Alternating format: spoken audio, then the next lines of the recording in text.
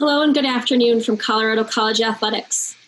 Welcome to today's town hall regarding our continued planning for the possible return of fall authorized sports.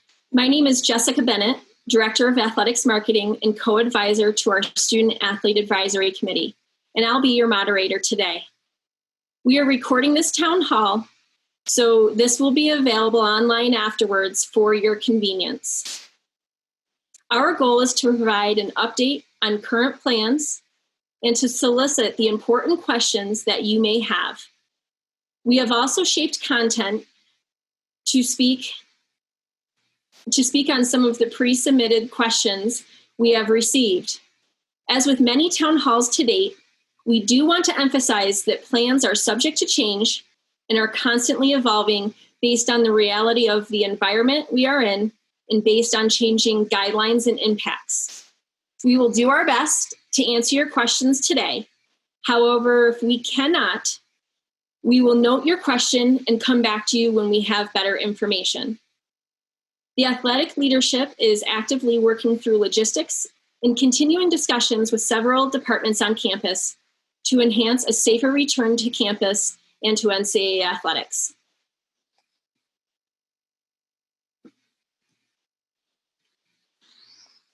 To kick things off today, I would like to welcome our panelists. First, Leslie Irvine, Vice President and Director of Athletics. Pedro de Arujo, Vice Provost and Faculty Athletics Representative. Greg Capel, Senior Associate Athletics Director.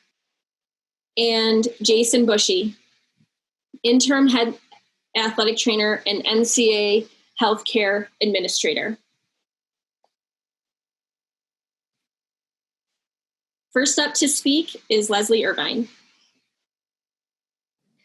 Thanks, Jessica, and hello to everybody who has found the time to join us today. We are happy to be with you, and I suspect that many student athletes, first-year student athletes and family are with us right now. So we are eager to share the information we have for you at this point. And what I want to thank Pedro and Jason and Greg, three leaders who are working through our plans that are developing on a daily basis. Thank you for joining us today, and they will help us communicate the plans to this point and help answer any questions that we may get today. So what I want to share are just a couple of slides around how we're thinking about this just in a general sense. And really the first thing that I want to highlight, and this is a really important piece here, is the announcement that we made around NCAA athletics and the fall authorized sports returning for Block 1 is merely a commitment to the possibility of having athletics for those NCAA authorized sports. And the sports in question, and many of you should have this information as we are actively pushing this information to your coaches who will be a critical resource for you during this time. But the sports that are authorized to return for Block 1 would be soccer, volleyball, cross country, ice hockey, and tennis. And Greg will talk a little bit more. We're still finalizing exact arrival details, but Greg will touch on some of the time periods that we're looking where the assumption here is that not all of those teams will be arriving on the same day. But what I want to share, again, is the announcement speaks to a decision for us to continue to pursue this as a possibility. What I want to highlight there is at this point, as many of us are reading the news and seeing daily things play out, particularly in athletics, this is an active landscape and changing. And so really our plans are evolving on a day-to-day basis, and at this point, these are merely plans if it's possible. What I can say is I encourage everybody to take this day-to-day approach and really encourage everyone to be patient with one another. I am absolutely, along with our leadership and our coaches, 100% committed to communicating information as we have it. I think that that's absolutely key in this current time with so much information and questions out there. I've highlighted the importance of the coach and student athlete communication. Obviously, as a leadership, we're available to you with any questions that you might have. But as is typical for your daily interactions as student athletes, I really encourage you to work with your coaches on your specific questions. And part of our role will be to make sure that the coaches have the information that they need, or that they have the lines of communication with us to make sure we're getting all of the questions. Another thing I want to highlight, just in terms of how are we making decisions, I want to emphasize that we are absolutely laser focused on state, NCAA, and conference guidance. And those are, again, evolving on a daily basis. But there are many people thinking about these things across the nation and certainly in the athletic industry. And so we're certainly leaning on our colleagues and on those legislative bodies to make sure that we're meeting those requirements and recommendations. Also to note is our coordination with our campus colleagues. Obviously, we're students first. There's a campus community response to COVID-19. And so everything that we're doing is being vetted and communicated through campus leadership in general, and working closely, particularly with our student life colleagues as we work to support our students. One of the things we've heard, and a lot of questions around this, which is absolutely understood here as we live in Colorado Springs in the great state of Colorado. Travel is one of those major factors that we really need to continually evaluate. Obviously, we have to travel and often get on planes in order to do what we do. So we've had many questions come in around what the schedules will be, what the travel will look like.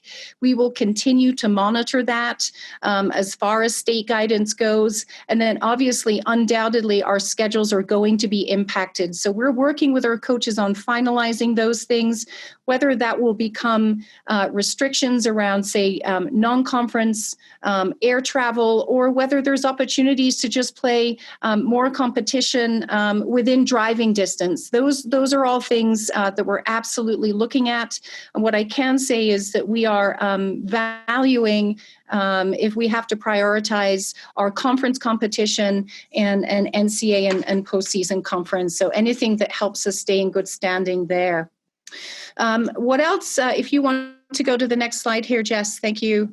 I want to highlight, and Jason will also touch on this too, that we have formed a COVID-19 athletic action team. That team has been active for a couple of months. This is an NATA and NCAA recommendation. And ultimately what that is it's a decision-making body. It's a recommending group that has and is driven by medical team and medical guidance. Our head team physician is on that group, and Jason Bushy, as our head athletic trainer, actually chairs that group. So really what I'm highlighting here is the decisions that are being made around athletics are ultimately being driven with medical and health and safety in mind and at the highest priority at all times. And so that obviously leads to my next point. And again, an absolutely critical one, and that is that we will do we will prioritize and focus on the health and the safety of our student athletes absolutely first. And how that translates into decisions and how this evolves is yet to be seen. But we take that responsibility incredibly seriously, and it's a team effort as we think about that. What I want to share too, and I'm speaking directly to our student athletes here and the families, is this is not going to be a typical year. And so what I want to emphasize, and we've had great conversations with our coaches around this, is we will have full, transparent, open communication with you all about your concerns and your comfort levels around your participation in athletics and what that means ultimately. And we all understand, I was a former student athlete myself, that there are team rules and requirements to be committed to the teams. But this year, and I want to make clear that there certainly will be no negative repercussions if, as a student athlete, you're not feeling comfortable in in the environment or things that your team are making collective decisions to think about doing.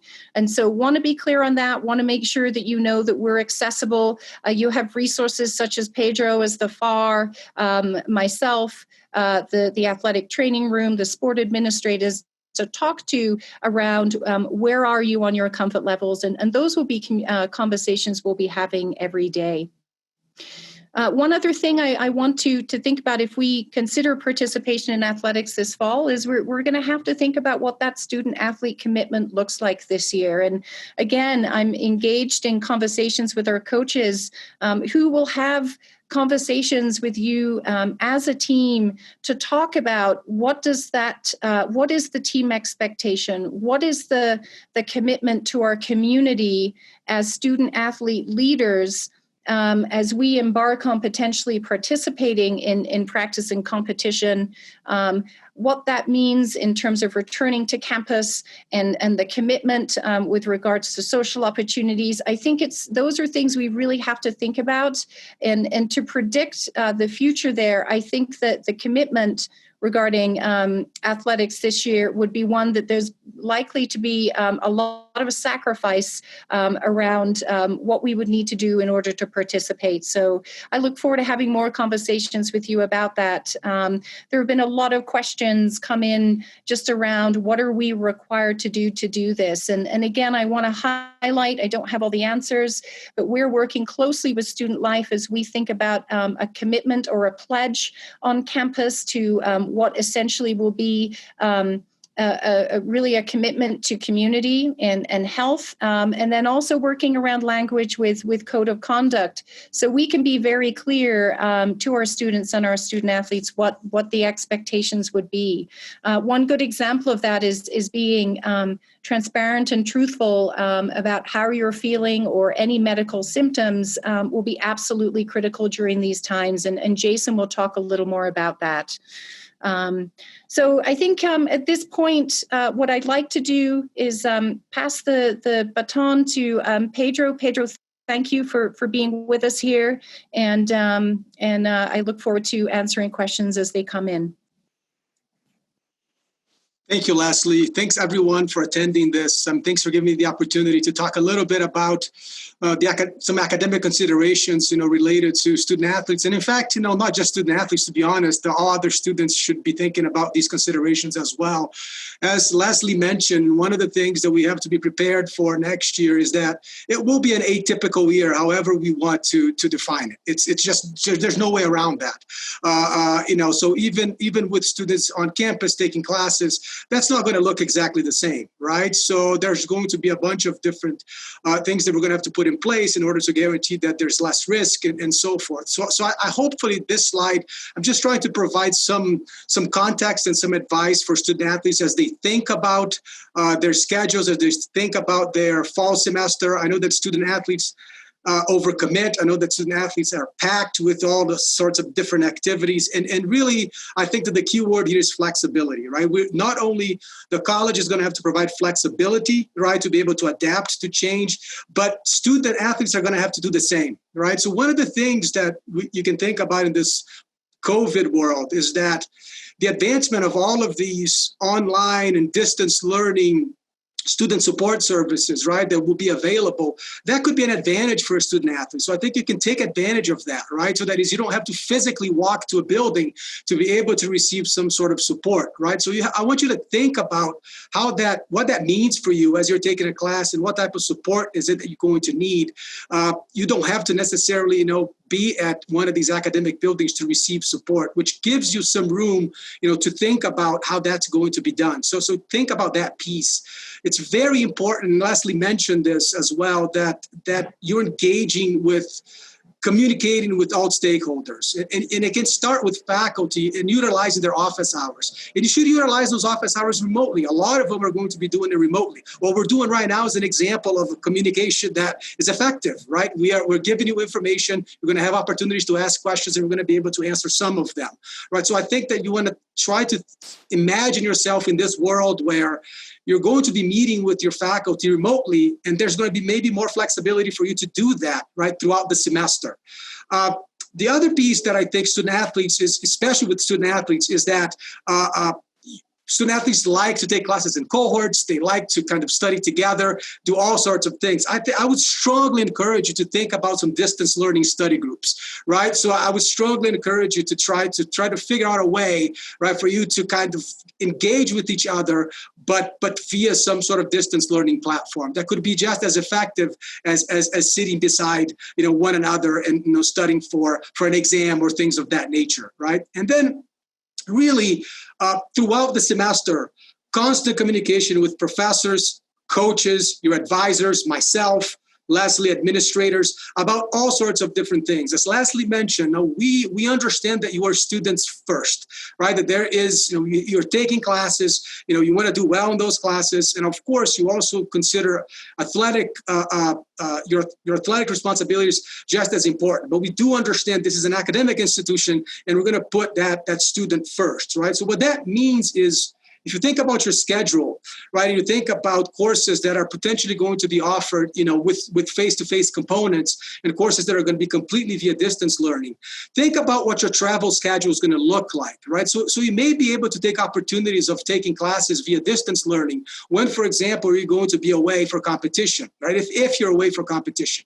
If that happens, right, there's an opportunity for you to still be engaged in that class, right, which in the past was impossible for you to do, right, if you were taking those types of classes. So think about your schedule, right, in a way that I think could accommodate, right, some missed class time, right? So consider that plan, right, the plan for classes, and work, right, given your travel schedule. I think that's very important.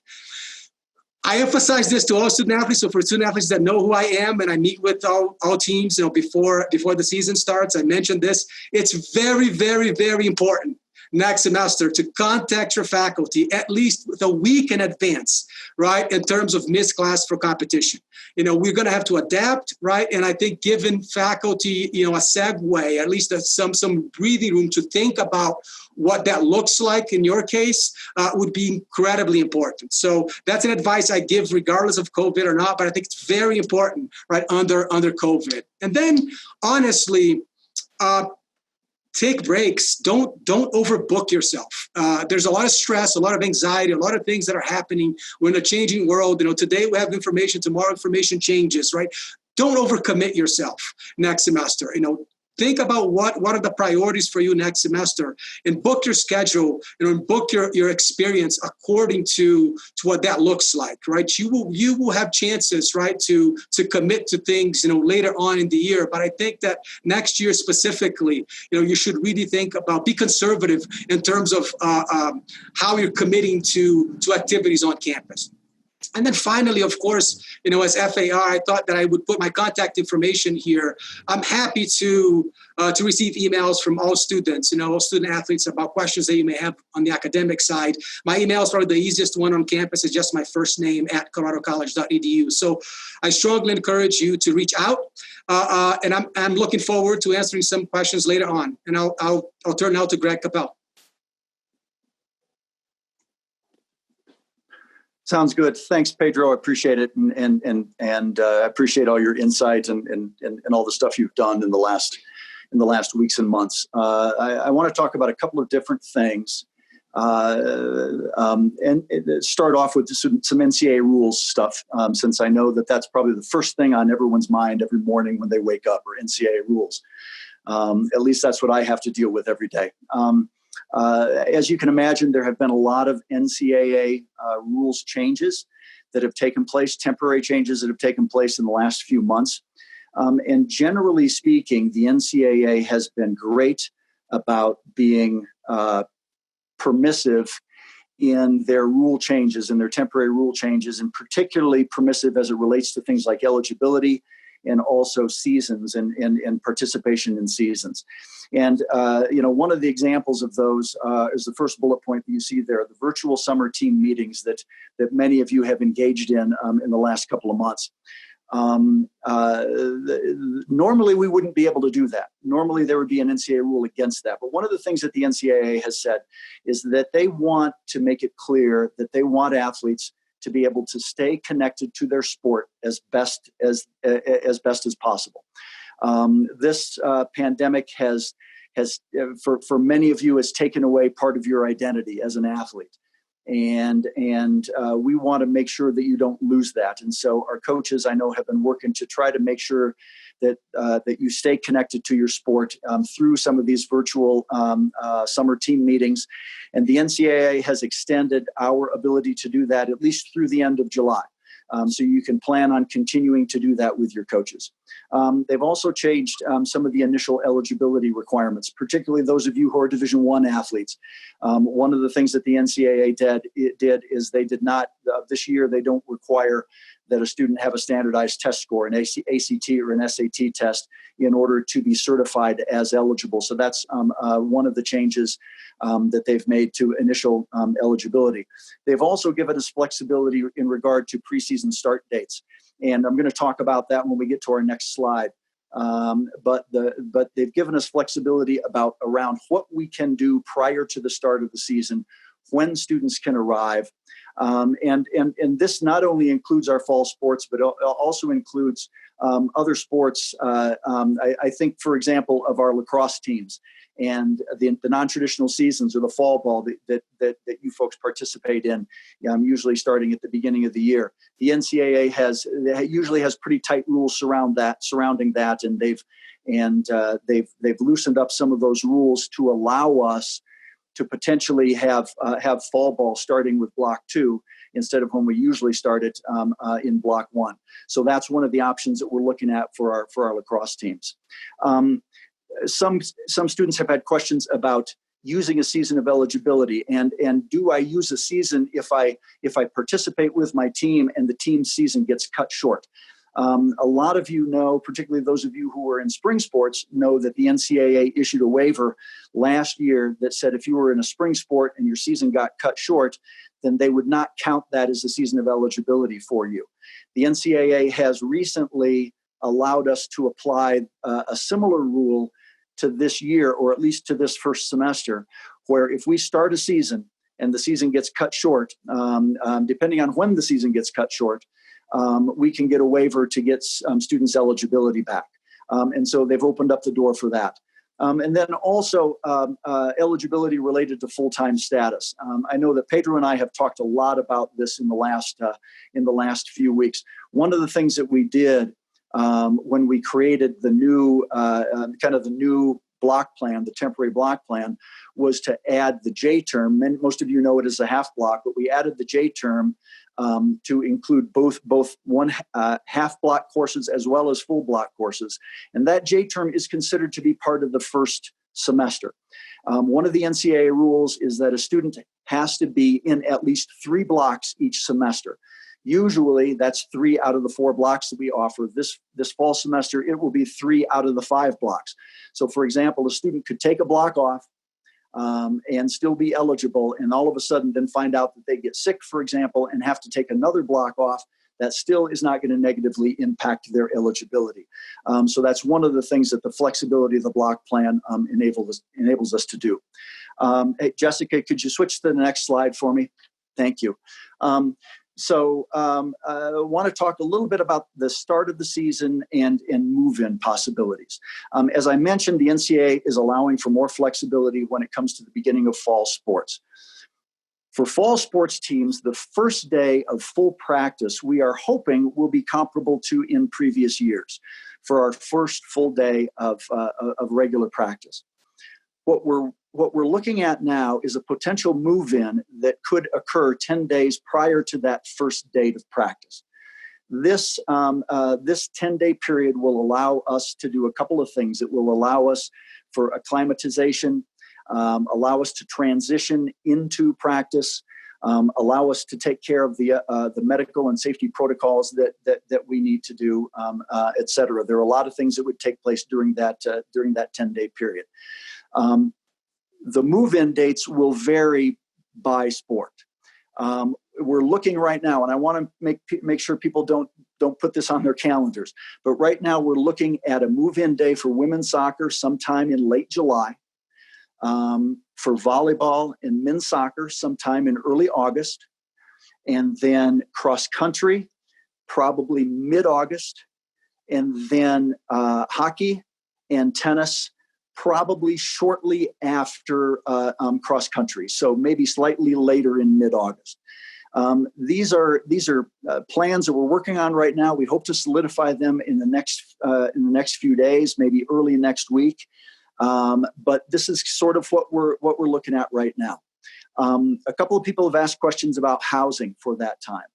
Women's soccer, because you will potentially be moving in before August 1st, which is before the residence halls normally open up, we will likely have temporary housing for you for maybe the first week or so. After August 1st, generally speaking, most students will be able to move into their permanent rooms at that point, depending on when rooms open up. Some rooms may open up slightly later than normal, but I've been working with folks in Res Life, and we've been talking through various scenarios. So you will have housing. Women's soccer right now is the only one where we know absolutely that there will be temporary housing, with the idea that you'll be moving into your permanent housing the week after. So as I mentioned, other sports could move into their permanent rooms right away. Jessica, next slide. Thanks. Moving on to events and contests, and Pedro has said it, and Leslie has said it. The word that we want all of our coaches to understand is flexibility. Things are changing almost daily. I've had conversations with our coaches, and our schedules are a moving target right now. In regard to home contests, our game management staff and our sports medicine staffs are working really closely with Sodexo, which is our campus custodial services, to assure cleanliness of our athletic facilities, whether it be locker rooms, restrooms, the Reed Arena, pool, all of those things. We'll be working on plans to set up our facilities in a socially distanced way. So if and assuming we can have fans, that the facilities will be set up in a way that's safe and socially distanced. We've also been working with our conference and with the NCAA regarding potential game protocol changes. As you can imagine, things like pre and post game handshakes aren't going to take place for a while. So that stuff is going to change. We've gone so far as to even talk about things like volleyball. Not switching benches after every set, but rather staying on the same side of the court for an entire match. There have been pages and pages of various things like that, and we're working through those. And obviously, there will be more information on that when it becomes more solidified.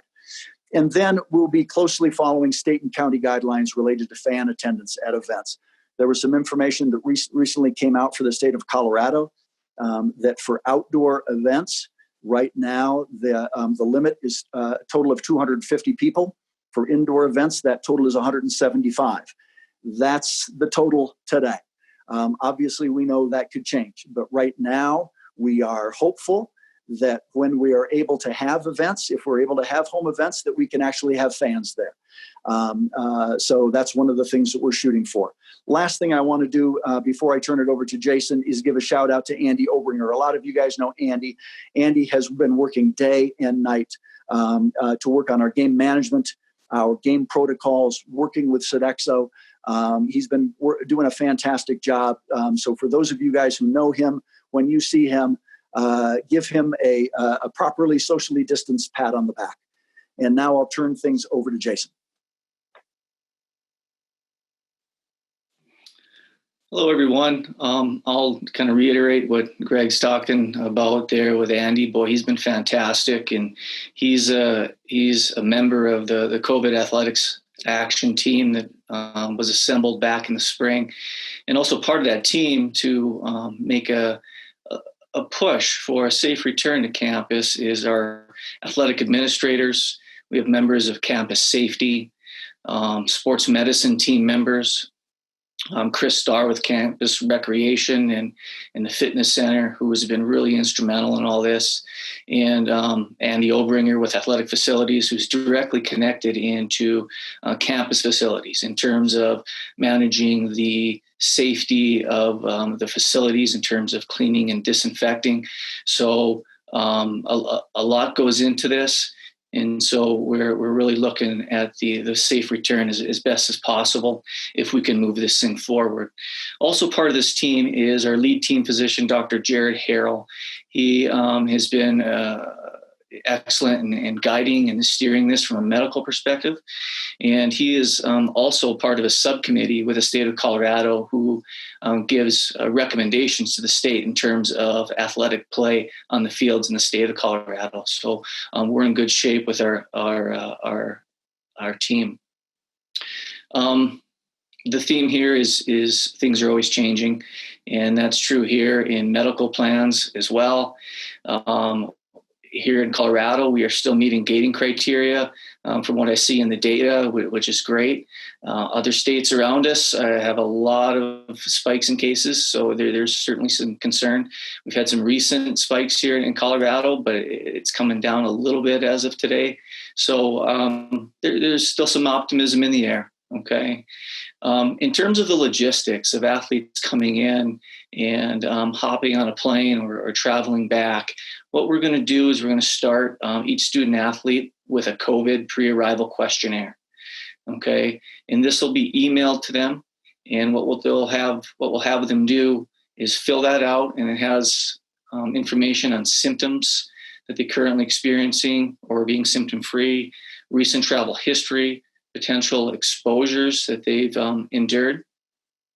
And as a sports medicine staff, we'll evaluate them, those documents, and seek to give advice on safer travel decisions before they even come to campus. And in a routine fashion, we're going to have medical pre-participation examinations. Athletes on this call will know exactly what that's about. There'll be some more COVID information that'll be gathered at that time, though. Symptom inventories will be in place, and temperature checks, basically at gates of our facilities. Routine athletic-based medical clearance exams, and then medical history updates. There's some things COVID related. Obviously, we need to look at, especially asthmatics in our athletic population. Vital signs will be taken and baseline concussion testing in routine form. Go ahead, Jessica, there. So when we look at the resocialization back to campus and to sport, we're starting that off with a 3-day self-isolation for students that come from particularly hotspots. This aligns with a campus policy. So we think this is a good idea for a phase-in so we can resocialize you guys back into what we need to do. There's going to be a 14-day quarantine for international students, and this is per the CDC, so this is a federal requirement, so that's something to keep an eye on. And as mentioned, we're going to continue with daily symptom checking and screening in a very vigorous way. In terms of testing, there's a lot about testing, and this is a controversial topic. There's no doubt. We're going to align with campus policy when it comes to testing, and we're going to be testing symptomatic individuals. UC Health, which is a major hospital entity in our area, is going to be coming in to set up shop in the area of Betcher, from what I understand, to provide testing to all students, all faculty, and all staff.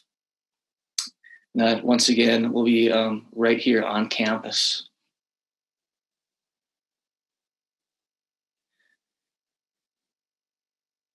So we're looking at a real phased approach and something that's careful. And we are a ways away from getting back to, nose to nose on the athletic fields. This is something that we're not going to rush into. Our phased approach is going to start with engaging in some strength and conditioning sessions that will have a focus on physical distancing, sport-specific skills, and training with our coaches in small groups. Tolerable will be, of course, tactical walkthrough sessions and small group work, all with social distancing in mind. A for sure time frame of returning to fall practices does remain unclear at this time.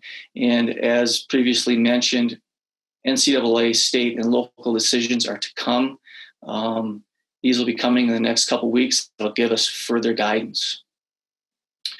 In terms of the training room itself, athletes can expect some differences, but overall services should be really similar. We are going to be functioning by appointment only for rehabilitation sessions and specific treatments. There will be 30-minute time frames prior to practices that groups can come in to get taped and treated, etc. Masks will be mandatory. Of course, in the world of medicine, we have closer contact with individuals. So masks not only across campus and per the student code, but certainly mandatory in the training room. I do want to reinforce that. And we will have a capacity limit of 20 in the training room. So it's a pretty good sized training room, as you guys all know. So that falls well underneath the state requirements. What if someone tests positive?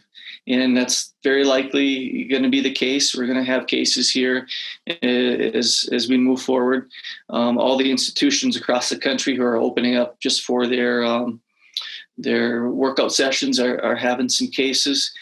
There's certainly some scenarios out there where there's some wins and some victories in the media in terms of very limited to no cases. So that is a silver lining for me at this point.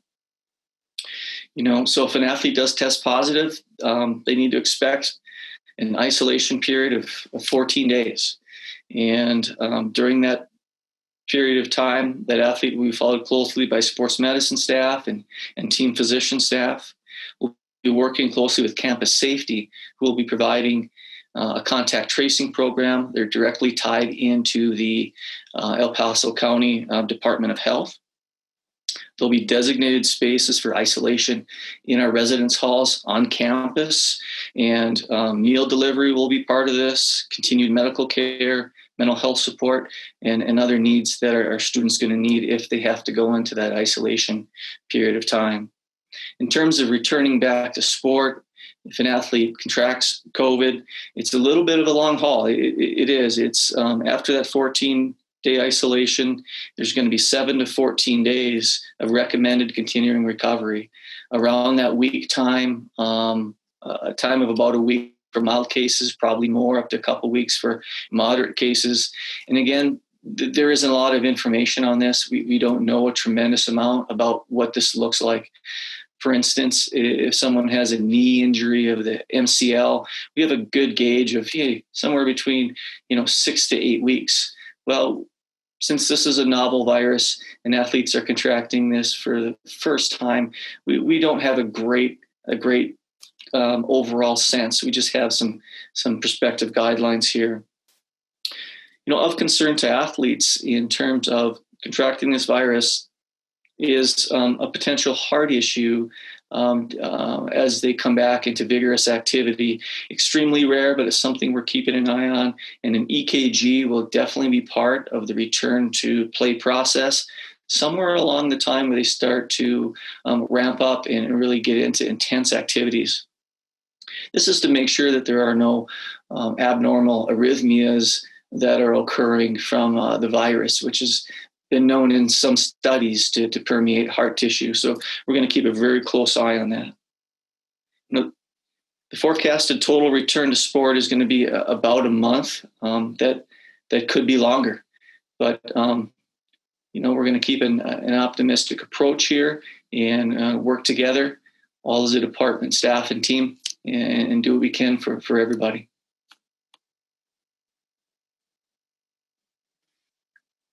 Back to you there, Jess.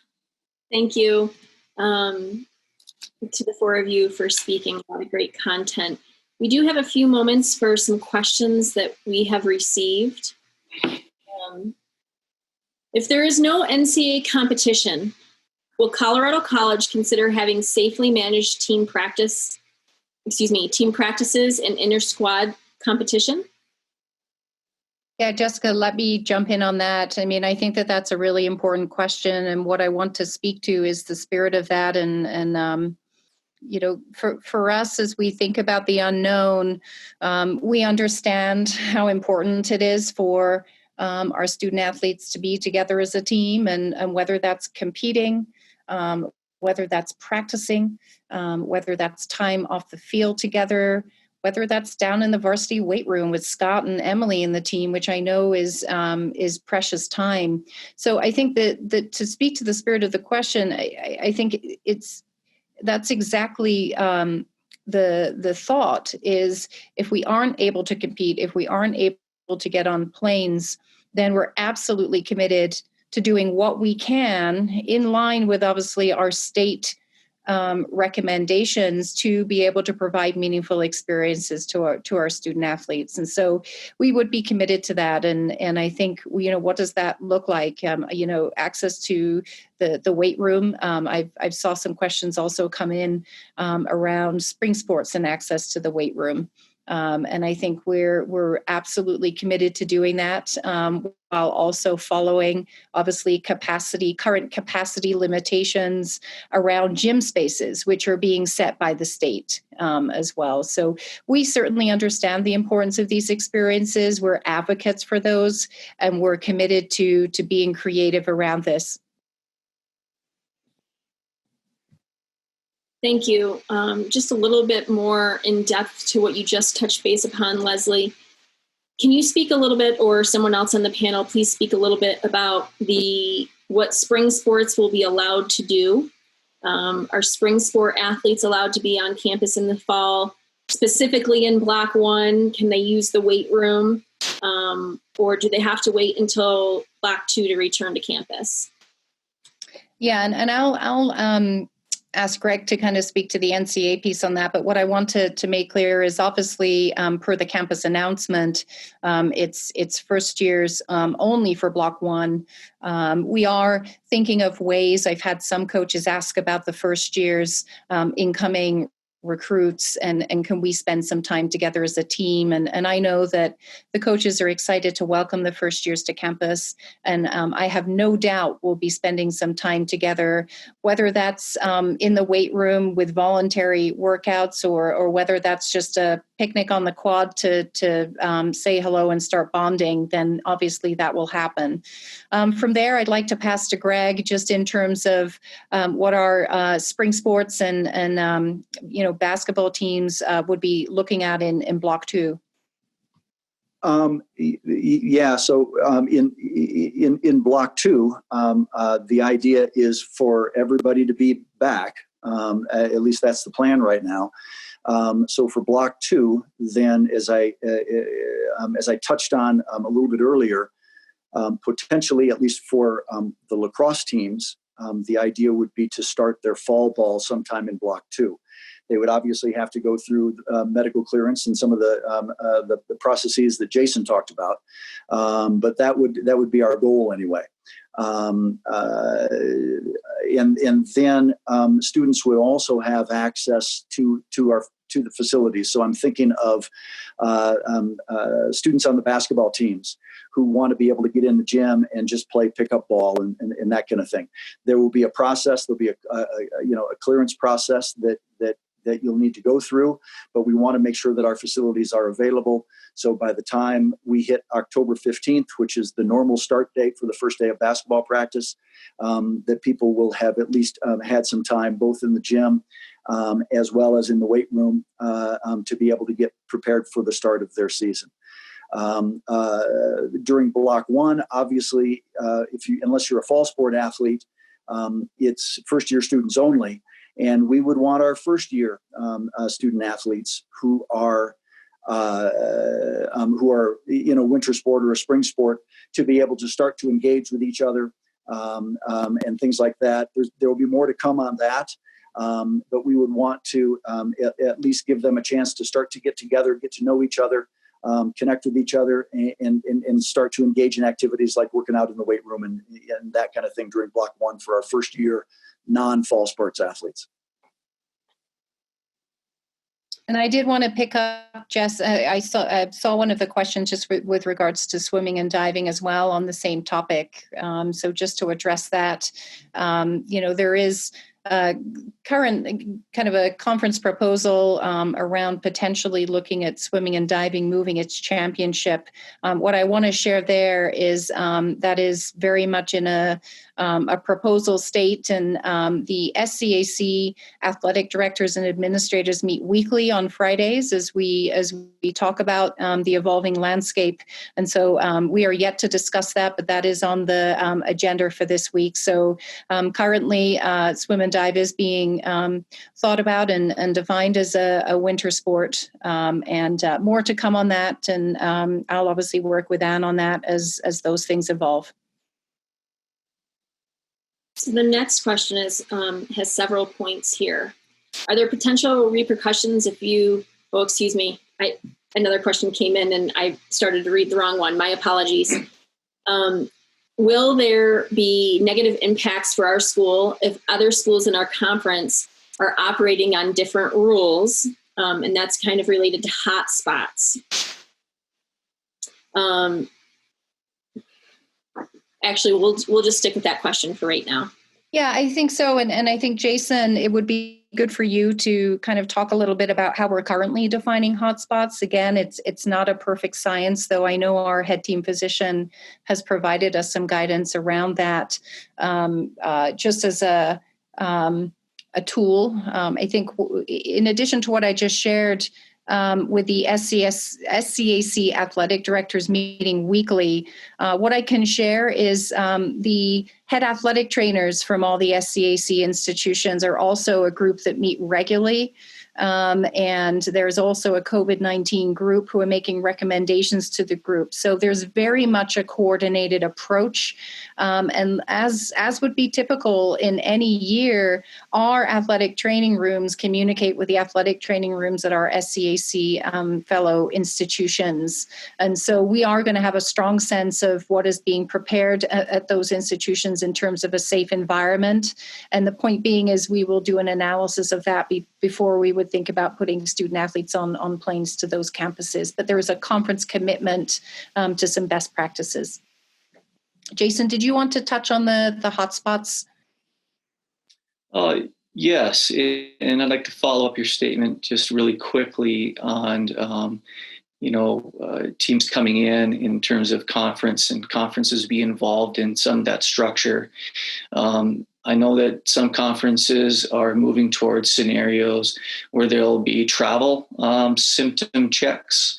So it would be before that particular team starts their travel towards the host institution, and then also competition checks. So that way, each athlete isn't in a case of trying to hide what's going on. They need to report symptoms. That is what it is, but they'd also get temperature checks to try and keep this playing field level per se. In terms of hotspots, yeah, Leslie's right on. There isn't really an exact science to it. A good method is called the R0 value, which can be seen on rtlive.com. And what that does is it's a state-to-state comparison based on a mathematical type of epidemiological equation where if it's above 1, the virus is actively spreading in that state, and if it's below 1, it's actually coming down. So that's one resource that can be used. Can you speak a little bit about quarantine for the international students? Does it differ if the country is in a better position than the United States?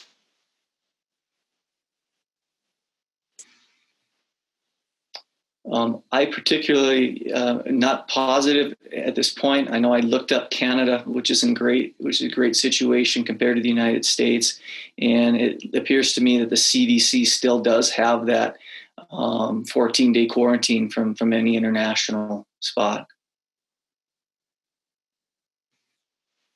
Thank you. And will on-campus isolation rooms, quarantine rooms be available for students who have their housing off campus?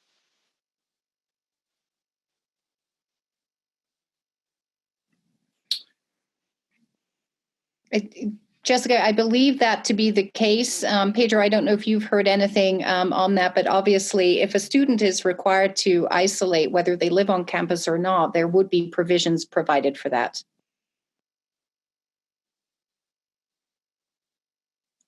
Yes, Leslie, that's my understanding as well.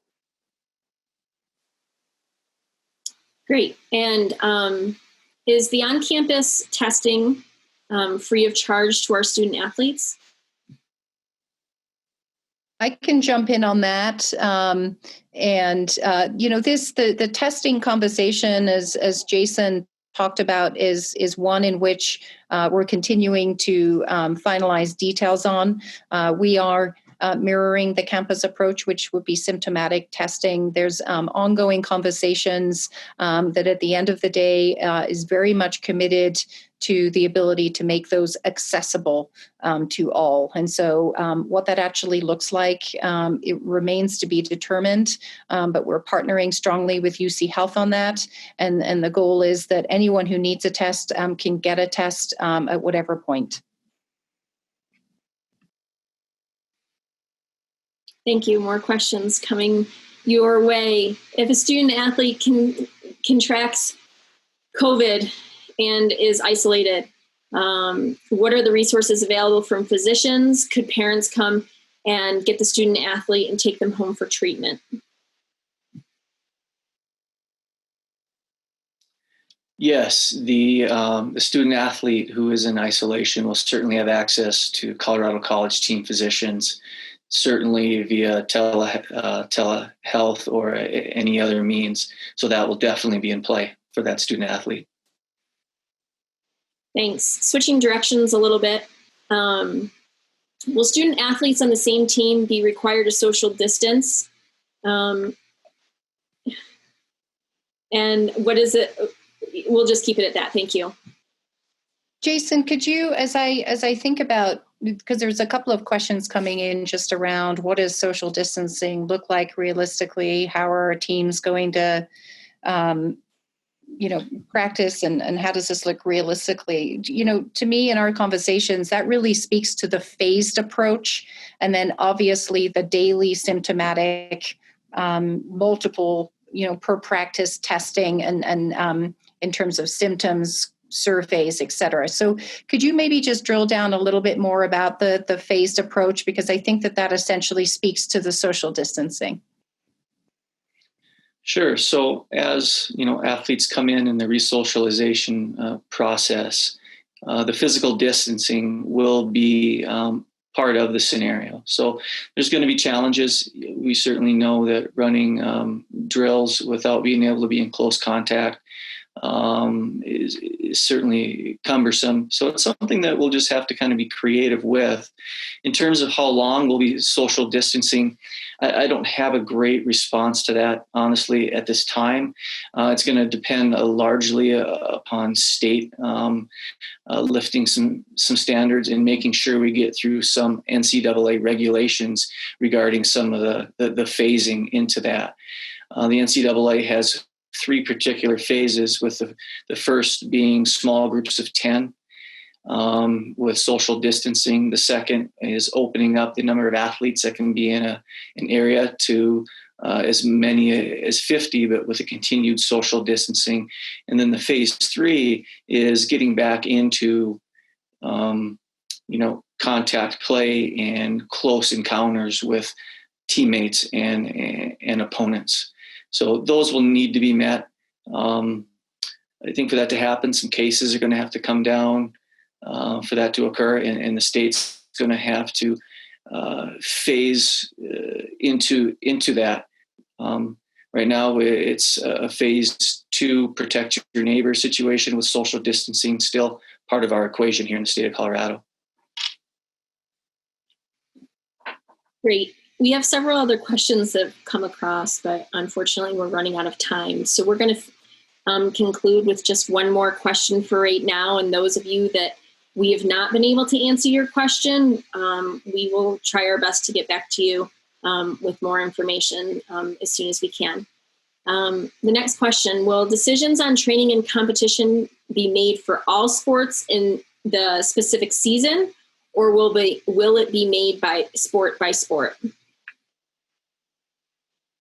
Yeah, I think I can take a stab at that, and feel free to jump in on it. But for me, obviously, our athletic year is cyclical in nature, and they're grouped by the NCAA in terms of fall, winter, spring sports. And so I think so much of this, in terms of our own decision making, will be driven by what's happening on the conference and NCAA level. And what we have been seeing is these decisions are made in reference to fall or winter or spring sports. And so because they're tied to time periods as well. I mean, of course, there has to be, like any decision, as we think about things, we apply those to individual sports because, there's nuances with sports. If you look at, say, hockey and swimming, they're both winter sports, but they start up earlier. So we have to take a look at all of the sports specifically. But as we're seeing decisions being made at the national and conference level, we are seeing those categorized into the fall, winter, spring. And so highly likely that we would fall in line with that. Thank you. And as I've already mentioned, and others have, if you have additional questions, we do encourage you to reach out to your specific coaching staff.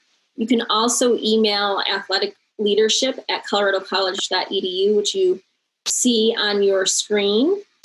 We also encourage you to continue to check our website at cctigers.com. And of course, this goes out specifically to our student athletes. Check your CC email as much as you can. We do want to thank everyone for joining us today and your patience and resilience as we work through this together. Please know we are committed to communicating as much as we can during this time. On behalf of our department, thank you for joining us today, and thank you for your thoughtful questions. We hope to see you all soon. Be well, stay safe, and go Tigers.